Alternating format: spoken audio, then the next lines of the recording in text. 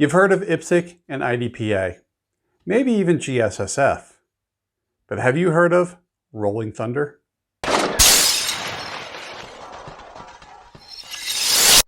Now obviously IPSC, IDPA, GSSF, Bianchi Cup, they're all sanctioned matches. But what happens when you have a club that thinks outside the box? You come up with a shoot called Rolling Thunder. Now, Rolling Thunder is a completely different concept of a shoot, and it all runs by volunteers. Now, Mike Kelly is the match director for this, and he brings a rock crawler that he owns. It's an old Bronco that has been completely modified. It has 38-inch tires, it has four-wheel steering, very low gear ratios, and all that neat stuff. And then what does he do? He teaches somebody how to drive this thing. He loads people up in the front and the back, and they drive through the range shooting at targets. Mike is essentially the RO for the shoot. So he sits in the back with the rifle person, the driver sits up front with the passenger being the pistol, and he's running the entire match from the back of this truck as it's rolling through the range. He likes to teach other people how to drive his truck, so not only can he be the RO, but of course he wants to have fun too. So he'll climb on the back and he'll shoot along with everybody else. Now there's two stages to Rolling Thunder.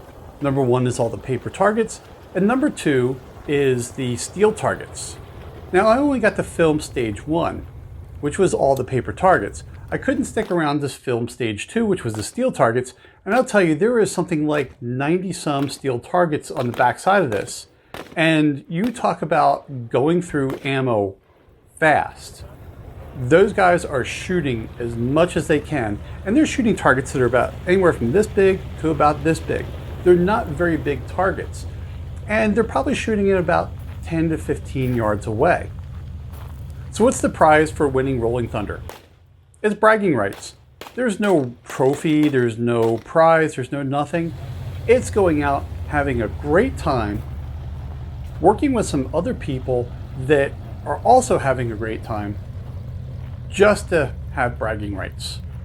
It kind of reminds me of the old style of shooting where before competitions became really monetized, people would go out and shoot, and then that was their prize, was the bragging rights. And Rolling Thunder is totally that. It's taking us back to the roots of our shooting, to just having fun. Now I was scheduled to shoot Rolling Thunder. I was down at the range the day before, and I was testing out a couple of guns. However, I found out I had an ammunition problem. I was getting nothing but failure to feeds and failure to ejects out of several guns, and I just wasn't going to shoot a match with an ammunition problem. So I just showed up to film. Now, while I was there, everybody just tried to give me ammo and guns, which is what happens at these matches, whether it's IPSC or USPSA or any of these club matches. People just want to help other people shoot. And as much as I appreciated it, I didn't want to burn up other people's ammunition. I so much appreciated that they wanted to get me in and get me shooting, but I politely declined because I'm just not going to put people out on their ammunition. You'll have to check the Last Chance Handgunners website to find out when these matches are held. They hold all kinds of different matches, but you really need to watch out for Rolling Thunder. If you happen to be in Montana, particularly western Montana, when this shoot happens, show up, you'll register right on the spot, and you'll be shooting within a couple of hours. Thanks for watching. Hope you're staying safe out there, and I look forward to seeing you again soon.